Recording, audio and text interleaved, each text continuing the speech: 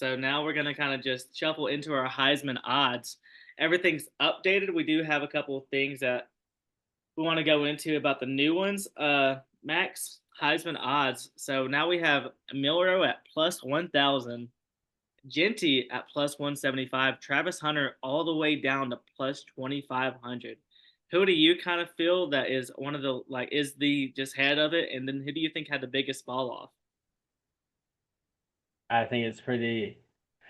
I don't know. It's not obvious. I think Genty's clear front runner right now. I wonder why Travis fell so much. He got He hurt. got he got Did hurt. he get hurt? Yeah, How bad? he only played 2 quarters. I don't know if they've said Uh, anything about this week.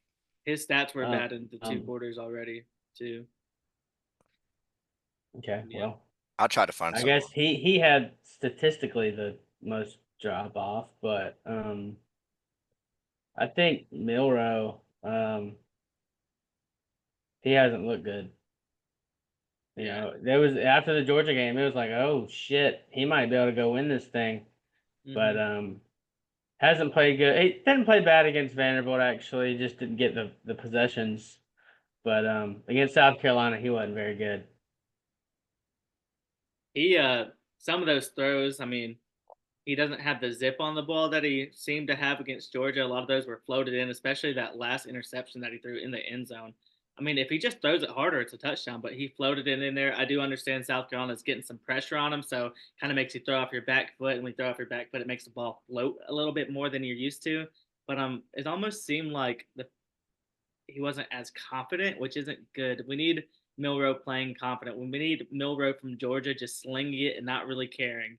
Because I mean, he has a great deep ball, and if he loses that, then that's not good for us. Because we are a team that needs big plays, and we need those plays to at least be a threat. If teams aren't scared of that anymore, they can stack the box, and we're already struggling with running the ball besides Milrow, so that would not be a good thing for us. The Uh, first the first one was way worse than the second one. The one right before half. Like, why are you even throwing Yeah, that? Why are yeah, you even throwing that route? that was a terrible one. And I'm not trying to be mean here, but in high school, they don't give the quarterback that option for that route. They just run 4 verts. But you kind of think in college you can trust to have a decoy drag route to keep that safety down so you can have a He shot at the just deep ball. And he threw. There's. I was watching this with Parker. What happens if he catches it? He doesn't even get out of bounds. It's not like he's wide open. Just stupid. No, no reward, all risk. Throw it deep. Who cares if you throw a pick in the end zone? that was what I was a little bit disappointed with. You know, and later in the game, they stopped taking shots down the fit with one-on-one cut. Like they stopped taking shots. Like, you know, when our offense, we're gonna have to do that. That's what we did we against need it. Georgia with Ryan Williams. We need it. Well, you know, if you throw a pick on a 50-50 ball downfield, that's okay. But like not a cross and drag route where the guy almost takes you to the house with no time remaining in that before half. You know. Um, Yeah. we just didn't throw any of those, 50-50 balls up to Bernard or, I think Jeremy Bernard is really, underrated. He's He's good. Yeah. very good. He's a very good route runner and has good hands. And but also, if right before he catches that touchdown at the end, if he just falls down, we win the game, no problem. It's Hmm. it's what was the score? 20-19 Hmm. with under 2 minutes left. It would have been Yeah. a 2-minute warning, I Yeah, believe. it would have been they had no timeouts left. It would have been game over. Mhm. Um, Taylor, what do you think about these Heisman odds? Who do you like right now, and who are you disappointed in? Jackson Dart. Yeah. Yeah. So, I mean, minors. Genty's still the front runner. I do worry. I do hope that they don't use Boise State against him. I just, sometimes I sit there and go, are they really going to give a Heisman to the running back from Boise State? Like, I don't know. We'll see. But to me, he's still the front runner, and the odds show it. Yeah, I Jackson mean, Dart had. Go ahead. sorry, I'm jumping real quick. With his stats, if he keeps up these stats, you can't ignore him. The stats are if you go out and beat Barry Sanders' record, then I mean it's impossible to not. Yeah. I agree. So Have you seen his over unders for like his like rushing like like what they set him at? I was plus talking to my buddy. 3, yeah, and all the It was touchdowns and the yards. he was plus 6,600 to score a touchdown this week. His over under, because I had a buddy with me and he's like, guess it. And I guessed, oh, it's probably at 150. and that's a lot. He said, no, it was 190. His Mhm. over under is 190, and he hit the over, by the way. He's ridiculous. Jackson Dart, real quick. We talked about him enough. He's the big fall off. His Heisman campaign's over. I guess unless they win out, but Just they I beat don't. Georgia. Well, if yeah, they got to win out. They can't lose again. And I don't even know. There's a scenario where them beating Georgia is not enough if Georgia ends up being a 3-loss team Yeah. and their best win is 3-loss Georgia because their non-con schedule was terrible. But yeah, Jackson Dart fell off. But that's all. That's my two, Alex. I mean, one that we haven't really talked about. Dylan Gabriel. Hello, Mister Three plus 320 looked really good. So I like him. I mean, he's looked better. I know last week we kind of gave him like, why is he up there? They knew something that we didn't. Dylan Gabriel plus 320, not a bad bet. One that I like right now is Quinn Ewers still plus 2200. He's about to be back in it. He's about to start playing some bigger games, especially this week going up against Georgia. He has a big game, throws for a lot of yards. I wouldn't be surprised if he's number two, number three. I don't think Genty will go down from number one, but I could see a big jump. So I think that'd be if you wanted to get any money right now on anyone. Ewers looks good. Also, this could be because I'm a Bama fan, but Milrow, we still have time. We still have time. If he puts up the stats that he was at the beginning of the year, 2 touchdown runs, 2 touchdown passes a game, then we'll be fine. He'll be fine. I Yeah, he can't keep throwing picks. Yeah, he can't. He definitely can't do that. Can't keep doing that. Also, Mr. Stinky, Cam Ward plus 800. He is still there. Like we said before, he either looks the best or he looks the worst. Still, he has a lot of games left and he can stack up some stats against some of these bad ACC teams. But that's all I have. We're going to go into our updated playoff top 12. So, how we're gonna do this week is we are going to just list off our 12 and tell each other what changed from last week. I'm gonna go ahead and start it off being number one right here. So last week I had Texas number one. I still have them number one. Now I have Oregon number two. That is a change from Ohio State being number two. I still have Clemson three, Iowa State four. That has not changed. And now instead I have Ohio State at number five, so a drop from 2 to 5. Then I have Penn State at number 6, so Penn State last week was number 5, and now I have Miami still at 7. I have BYU, the Jokers. They have moved up to number 8. Um, Now I have Georgia all the way down to number 9. Close game against Mississippi State that did not look good at home too. That was weird. Uh, Notre Dame at number 10.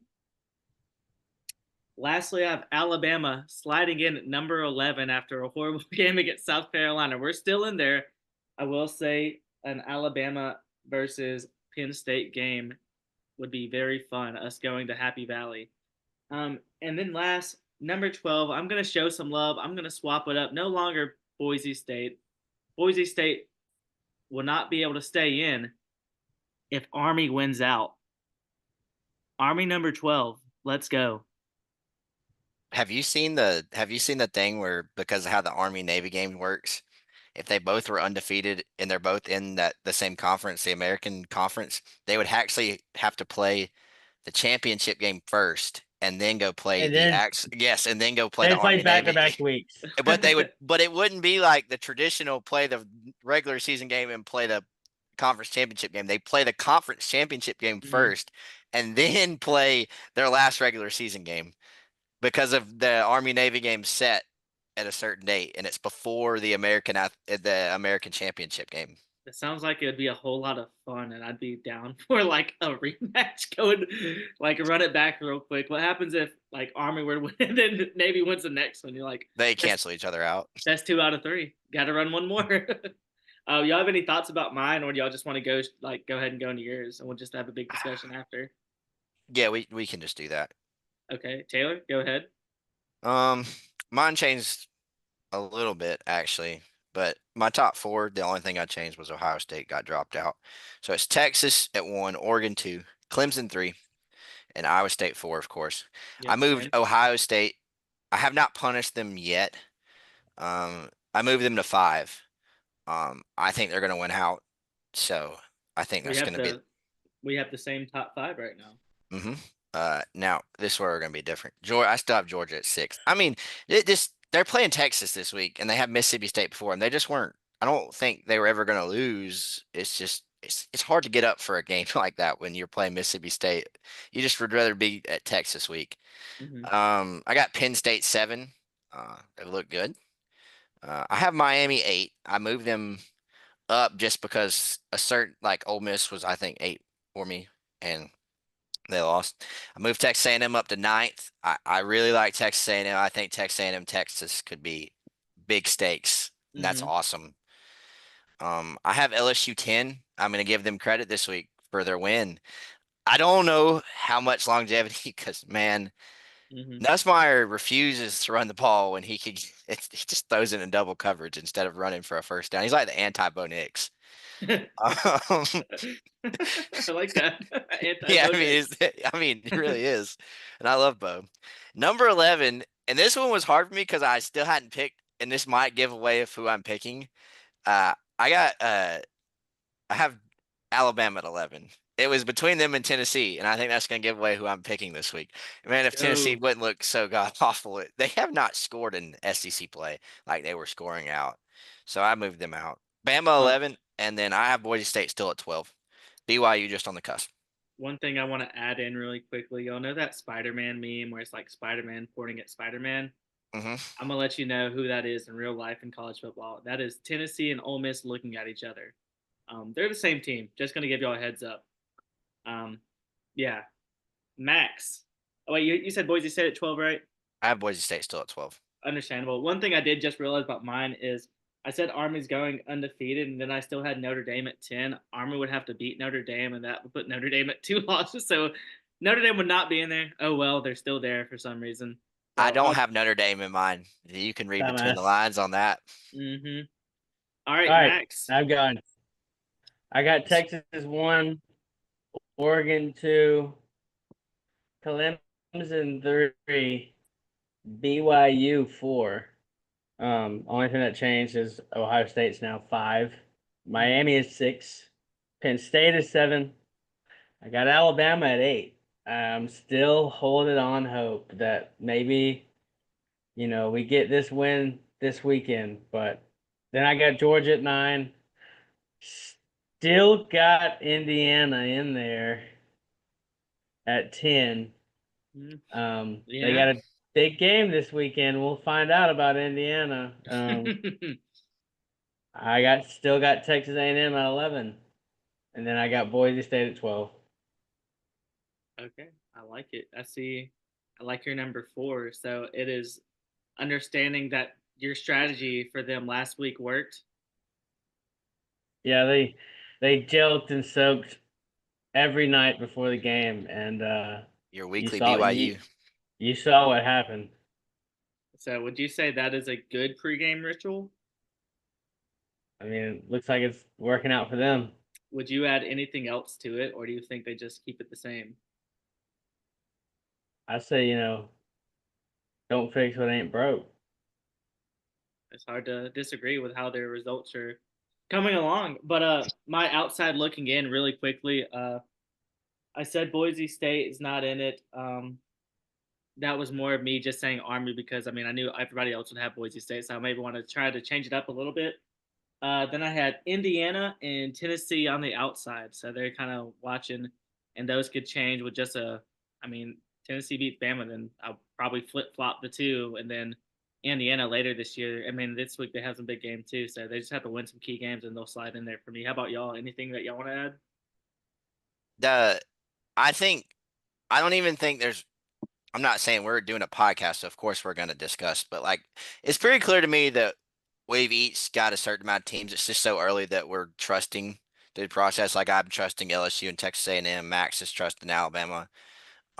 You're trusting Notre Dame. I don't understand that, but my point is, it's just so early to tell. I mean, I think this will get a lot more. This segment will get a lot more interesting in about 2, 3 weeks once we get some of these Tennessee, Alabama over, Georgia, Mm-hmm. Texas over. You're going to start just seeing teams actually, and it's taking a long time, but teams actually be eliminated because for the longest time, in the 4-team playoff, you could eliminate teams pretty quick, but with this 12, we have not. I like Max's Indiana pick, by the way. They're sneaky. Like, Signetti, that yeah, I coach, mean, he's a good coach. So I like smoking, Max's pick. smoking cigs. Signetti, there you go. That's it Max, for me, Max. you have anything to Um, anyone that no, you're it's thinking? it's just I think there's about 15 teams that consideration right now, and we just don't really know until a couple weeks. But we'll find out sooner or later.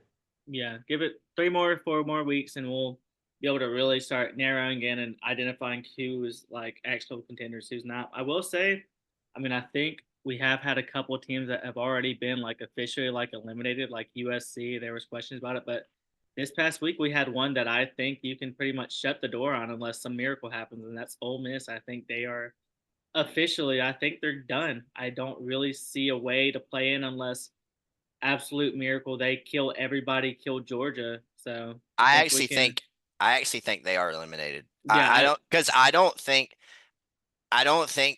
Georgia's, and this might be spoiling something I have later, but Georgia could have 3 losses. There's a very well, and then like if that's their best win because they're not like they play Oklahoma. I think they play Tech. They don't play Texas A&M. They don't have another big win they can get.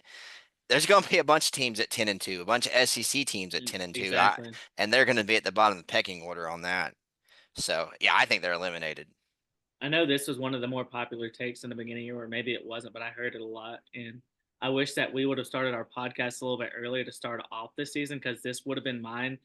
And it would have been that Georgia ends the season with at least 2 or 3 losses just because their schedule sucks. Their schedule is hard. They have a bunch of difficult games, and based off the players that they lost, especially on offense, I mean, you can definitely tell there's something different. It's not the same team as last year. But I mean, that's all I have. Anybody else have anything? Are we ready to move on? Ready, sir? All right. So we're gonna go